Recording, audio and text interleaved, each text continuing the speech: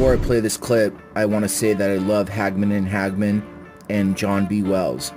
But John B. Wells is wrong in this instance. Let's take a look. They're twisted and stupid. They're like the flat earthers that say, well, it says in the Bible that you're called from the ends of the earth. That means from all over. There are no ends to the earth. Don't you have any sense of what's written?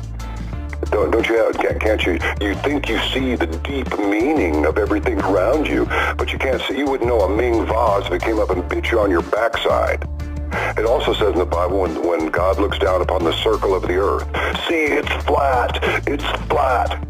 If you look up at a full moon, what shape is that? A square, a rectangle, a star, or a circle?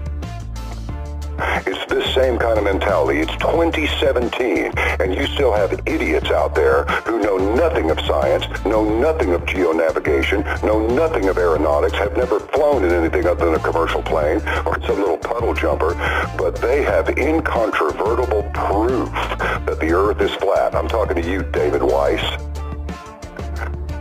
I'm over it, man. What is he's saying that people that are going for the flat earth don't believe in science? Well, science hasn't given us one shred of proof that there is even a curve.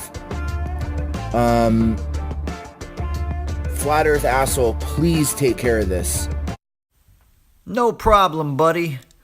So, I just got that video request from a YouTuber named James Munder. And his request was pretty simple, that I take out one Mr. John B. Wells. And I also got a message from David Weiss himself saying John B. Wells needs a smackdown. So I figure, why not oblige? I think that's what I do, right? So, let the games begin! We could be feeding all of the poor with cheese. Yes, not only is the earth actually flat, but the moon really is made of cheese.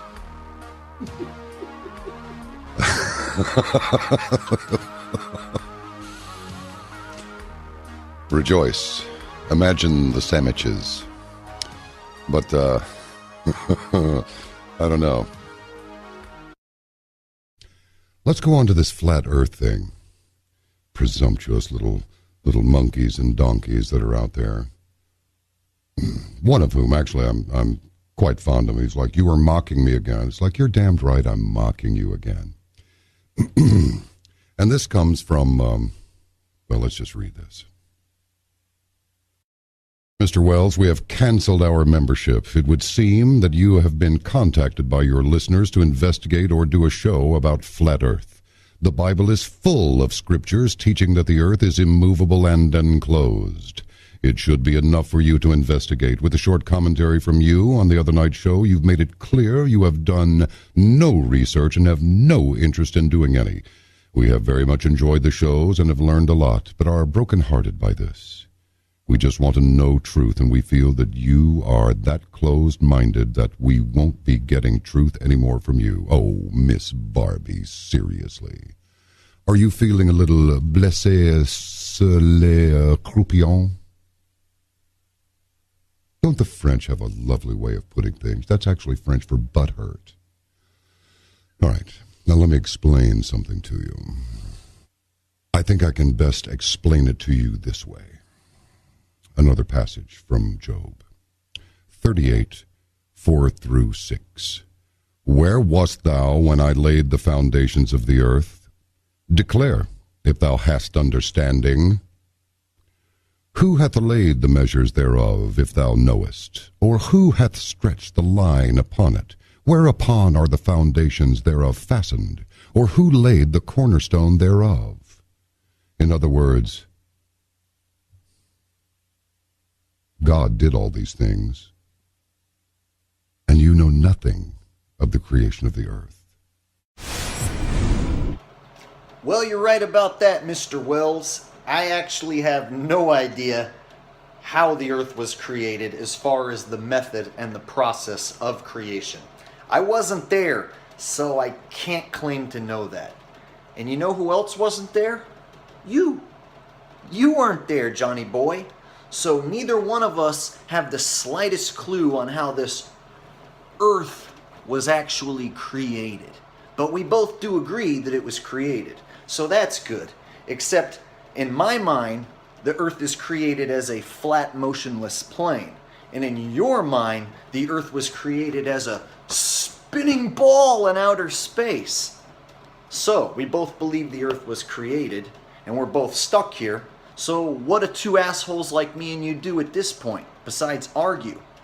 How about we use our own senses we were created with, and our observations, perform experiments that regular people can do, and repeat, and we can go find out one way or another, amongst ourselves, beyond the shadow of a doubt, whether the Earth is flat or whether it's a spinning oblate pear rock in outer space. So, one of the things I looked at was Chicago across Lake Michigan. One of my favorite proofs, actually. You can see on a clear day, Chicago across Lake Michigan at 50 plus miles away. Now, if the Earth were indeed 25,000 miles in circumference, which is what science claims it is, that would mean that the curvature per mile would break down to 8 inches per mile when you square the mile.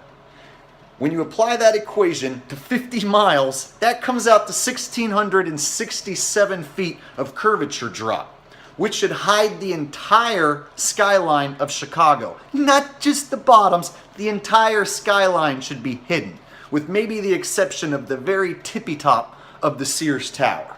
All right? So, we can clearly see Chicago across Lake Michigan, proving that there is no curve there. Proving that the Earth is actually flat and the water we're looking across is level. That's why they call it sea level. You know, the ocean, they don't call it the sea curve. Horizon, it's horizontal. Horizon, horizontal, they don't call it the curvizon. All right? So, another proof I like to cite is the longest bridge in China is actually so long, in fact, that it should have a 7,000 foot drop in it.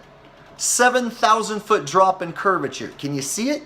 Can you see the drop? It's because it doesn't exist. All right, another proof I like to cite.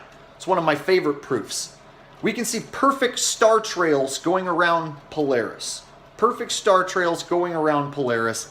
Yet, we are supposedly spinning 1,000 miles an hour, and we're going around the sun at 67,000 miles an hour, and the sun is shooting through the Milky Way galaxy at something around 500,000 miles per hour, and then the whole galaxy is also expanding and shooting through space. And guess what? Out of all those different motions in different directions, we see perfect star trails around Polaris. Perfect star trails around Polaris. Oh, it's because of that magical tilt and wobble, and because the stars are so far away, right? Right. So, whenever you're ready to do your own research there, Johnny B-Boy Wells, you'll come to find out the Earth isn't spinning. You can't feel it spin. You know why? Because it doesn't. You've never seen the Earth as a ball with your own eyes. You know why? Because it's not. So when you use your senses, you're going to come to find out the Earth is flat. Now, here's something else. I'm using the words, "you know nothing of the Earth." Let's see. Oh, here we go. This is a beautiful one. If the new high-altitude balloons can't see the curvature of the Earth from the camera on board, then you definitely cannot see it from an airplane unless you happen to be high or drunk. Ooh, you sound like you speak from experience. The fact of the matter is, if you yourself, I think that's the same thing, have not been to at least lower orbit, then you cannot say for certain that the Earth is round. GPS is nothing but tower triangulation. Maybe, perhaps, just investigate the theory before you go putting it down.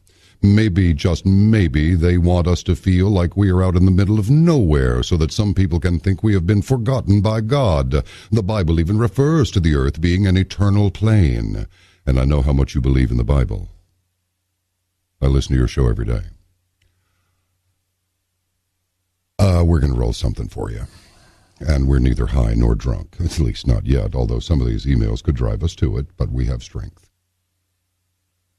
Yeah, see that? If you're watching the program rather than just listening, you can see clearly the curvature of the Earth. He's way up yonder. What do you figure, 60,000 feet? Yeah, at least. And right there, oh, look. Well, it's probably just the lens. No, it's not. Now let me explain something to you. Seriously. As far as GPS just being tower triangulation, you know nothing of GPS. Do you know how many satellites it takes to get a true three-dimensional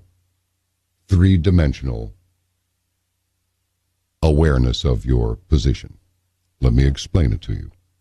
GPS measures the distance between you and the satellites to find your position. If you had only one satellite, the locus of distance is a sphere. Now what is locus? Locus is the place where something is situated or occurs, site or location. In geometry, the set of all points, and only those points, that satisfy certain conditions. If you had two satellites, the locus of distance from both would be a circle on that sphere. Globe. If you had three satellites, the locus of distance from all three would be 2 points on that circle. You need a fourth satellite to distinguish between those last 2 points. So, since most people ignore attitude, the surface of the Earth provides the necessary fourth sphere in two-dimensional applications, meaning you generally need only 3 satellites for most navigational problems. However, for true 3D, you need 4. Now, are we done here? If we do a Flat Earth program, it will air on April Fool's Day or night. Whoa, whoa, whoa. Let me stop you right there, Johnny. You got a couple things wrong, so let me go ahead and correct you now. I do appreciate your long-winded explanation about satellites and GPS, but, buddy, you are flat out wrong. And let me first start with what you said about seeing curvature at 60,000 feet. 60,000 feet? You can see curvature? Is that what you think? No. We have balloon footage at well above 100,000 feet, still showing a flat horizon. All right? And as far as your really long and weird explanation about how GPS works with satellites and how you need 4 of them and yada yada, buddy, satellites in space don't exist. The only satellites that even exist are here on the ground. Yeah, that's right. I just said that. Satellites in space don't exist. Go crazy, everybody. Here's where all the people in the comments down below start being like, oh my God, he just said satellites don't exist. Is he crazy? How would GPS work on a flat Earth if satellites don't exist? Oh, well, that's what I'm here for. Let me tell you. In fact, I'm not only going to tell you about how GPS works, I'm also going to show you my balloon footage, which shows the flat horizon well above 100,000 feet. So here it comes, balloon footage and GPS on a flat Earth. Yeah! You ever been on a plane? Hell yeah, I've been on a plane too. Looked out the window, shit was flat. Man, I've never seen no curve from an airplane, have you? In fact, we've sent up cameras higher than the airplanes I've been on, and they always come back showing a flat horizon. I mean, right here is some footage of when you send a camera up on a balloon and you want to see, how far up will it go before you finally see the curvature. And these damn balloons, they just go and they go and they go, and you keep waiting for that curvature to show up, but it never ever does. We've sent balloons up well over 100,000 feet. We're talking over 20 miles high even, and that horizon's always flat. Now, as the camera bounces around, you will see the Earth concave and convex. But don't let this confuse you as being curvature, because the Earth is not concaved or convex, it is flat. So as the camera levels out, the Earth will also level out. As you can see, that horizon is flat. Alright, let's get to the non-existence of satellites. If you go ahead and Google satellite in space right now, which I hope everyone does, you'll notice every image that pops up looks like a cartoon or a CGI. I mean, come on. Are these computer-generated images or are these authentic photos? They don't look real to me at all. I mean, look at this first image. This is the first image that pops up. That is definitely not real. And then even when you find something that looks kind of authentic, it's like, well, what or who took a picture of that satellite? And where the hell are all the other satellites? And then when you zoom in on one of these supposed realistic looking satellites, it's like, hey, where are the rocket thrusters on that thing? How does it keep itself in a geosynchronous orbit? How does it move around? I mean, how do they control it if it doesn't have rocket thrusters mounted all over it? This thing looks ridiculous. It looks like a trash can floating through space. I mean, how are we to know there's not some stagehand back there holding the damn thing up with a wire in front of a green screen, and then they just snap the picture, add in some earth in the background in Photoshop? And if you were to Google Earth from space, you get the exact same result. You know why? That's because the Earth isn't a spinning ball in outer space. That's why when you Google Earth from space, they all look like cartoons and CGI. NASA can't quite decide how the Earth looks. The continents grow, the continents shrink, they change colors. And it's pretty obvious when you zoom in on these images, you can find CGI-related anomalies such as copy and pasted clouds. Okay, so here is how GPS on a flat Earth works, in a nutshell and off the top of my head. It essentially uses microwaves as used in cellular communications today, a device that sends a constant signal which can be received by antenna elsewhere. It requires no less than 3 receiving locations or towers. One receiver would be capable of picking up a signal in 360 degrees. So while that single antenna may point to receiving a signal in the direction of the device, it cannot indicate the distance. Should there be 2, a relative distance can be had between both. Should there be 3, that is the necessary number of points to which each antenna can point in the direction of the device. With current technology, it now can pinpoint to within several feet of the device. Of course, it is called global positioning, with the G originally referred to as ground, and unless someone can prove the existence of satellites, then it should still be thought of as G for ground. There are numerous isolated locations on Earth where GPS cannot be obtained, as in mostly the southern hemisphere, which of course does not exist in anything spherical. There are GPS systems built into devices which can be used in isolated areas, providing that they have adequate reception from their cellular device to send and then receive land coordinates from high-altitude, long-range airplanes which circle the Earth. I believe these are only effective when placed at a location until the time when 3 planes overhead can receive its signal and ping back the coordinates. Major cities and population centers are flanked by ground cables connected to towers, hills, and mountaintops, and also a growing number of receivers are placed on as low as 2-story buildings. The low-height antennae are more than sufficient to provide coordinates to the millions of users in these populated centers. And so there, here endeth the lesson. If you want any more, bleep's sakes, read a book. All right.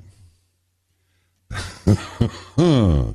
No, look, it's cool. I understand you're interested in these things, but it's silly. Flat Earth theory. Oh.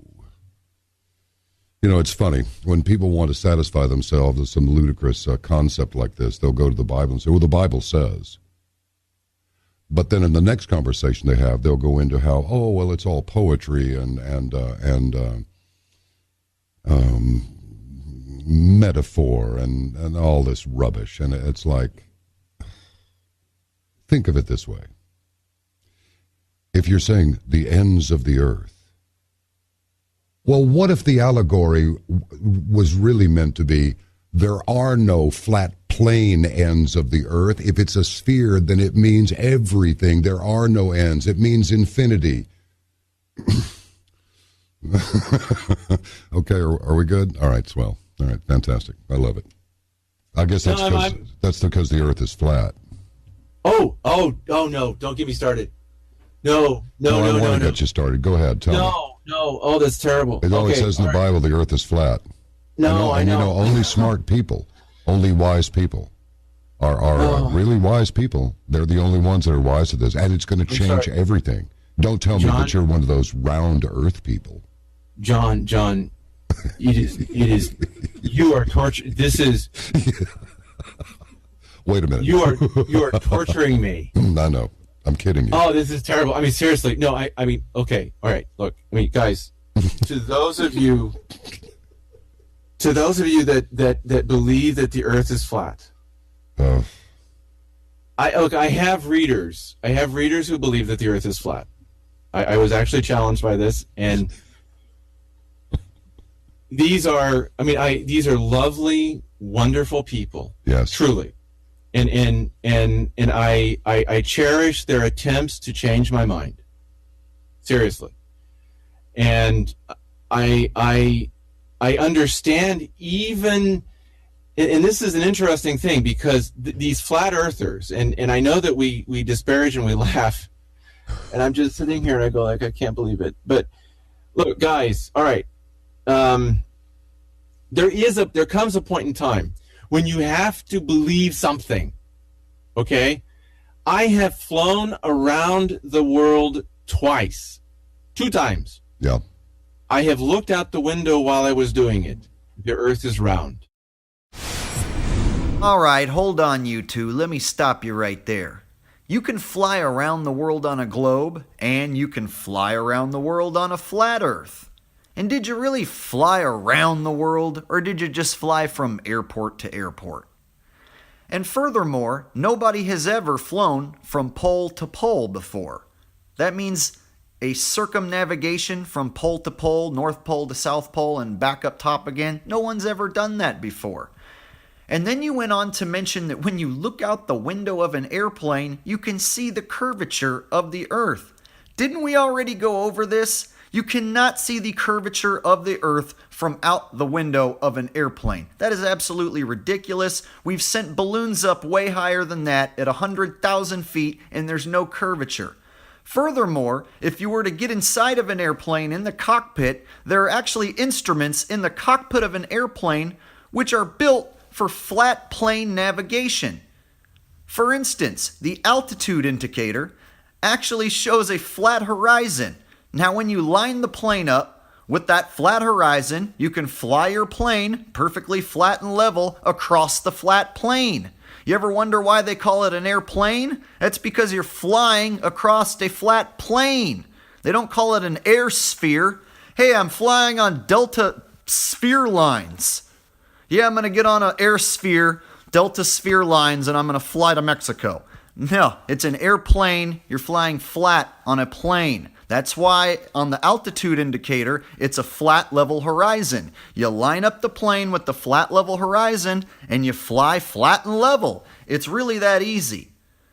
If the world were actually a globe and you tried to line it up with that altitude indicator and fly flat and level, you would increasingly gain altitude until you flew off into space theoretically, or the plane would actually fail and stall out. You would increasingly gain altitude if you tried to fly straight on a globe. You would actually have to dip the tip of your nose down every mile or so to associate for the supposed curvature of the Earth.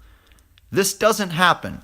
And sometimes the best argument a globehead can give is gravity pulls down the tip of the nose just perfect so the pilot doesn't have to adjust for the curvature of the Earth. So basically, the plane's instruments are built for flat plane navigation, and the pilots, they think they're flying around a ball.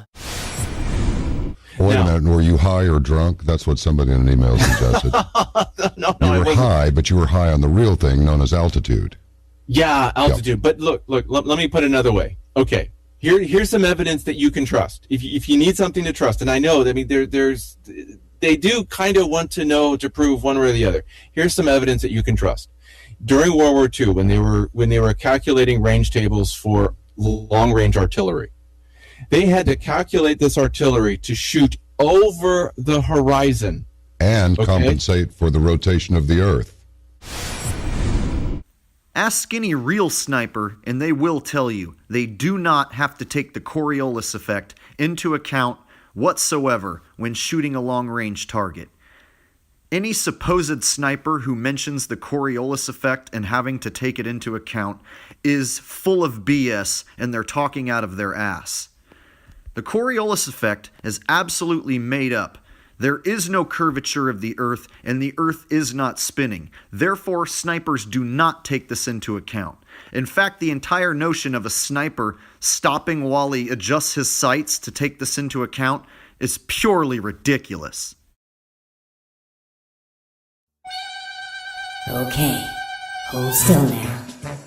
This is for Obamacare, Guantanamo Bay, the Patriot Act, and that damn ugly dude you married.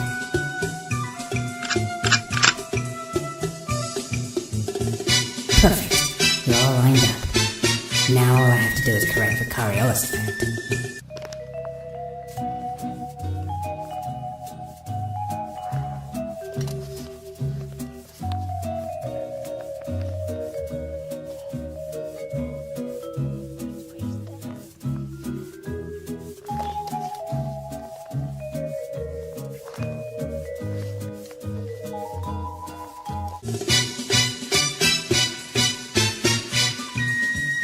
So that's 51.518744 and minus 0.129039. Bearing to target is northwest.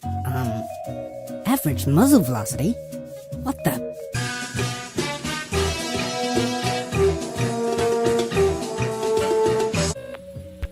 Hello, Sniper Rifles are us. How can I help you? Yeah, hi. Could you tell me the average muzzle velocity for a SB-40 Sure-Kill? That will be in your ballistic table, sir. No, I don't have my ballistic tables. Okay, I'll look that up for you. I'm kinda in a hurry here, so don't put me on... Oh, please. Oh, shit.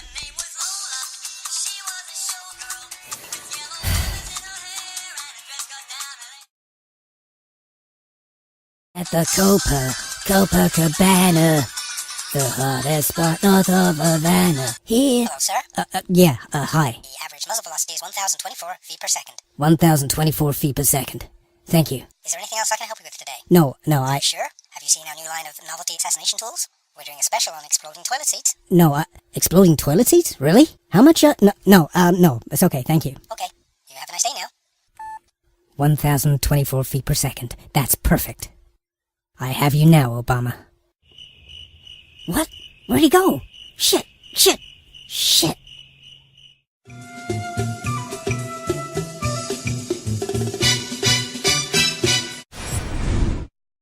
Imagine the scenario, if you will. We have our missiles pointed at the enemy. We have our target locked in. We're loaded and ready to go. Our enemy has their missiles pointed at us. They've locked in. They're ready to go. Both of us have our hand on the button. We are ready to launch the missiles and blow each other sky high. But just before we blow each other to hell and back, we gotta go ahead and get some nerds to do some spherical trigonometry so we hit the target. And yes, and the curvature of the Earth. It's like you ask someone who would sail ships at that time, where you could see the top of the masts of these ships before you actually saw the ship itself. It wasn't an issue of being obscured by distance, but the curvature of the earth itself. Please, people, if you believe in it, I mean, I'm just sitting here. But the thing is this. Look, it is an allegory of the challenge that we have of certain people with these theories about reality that do not conform with what is real. And everybody's got this. And it's an interesting problem. It is the socialists and the liberals, they've got their flat earthers also. You can prove to them beyond the shadow of the doubt that you can't get people to work together for the betterment of the whole unless you give them some sort of self-interested encouragement. Socialism doesn't work, but it doesn't matter because they're flat earthers. Mm-hmm. Socialists are flat earthers. Yes. And the same thing goes for the people around us that refuse to believe the evidence that economic collapse is rolling down upon us because they also are flat earthers. Oh, I just can't. It's just...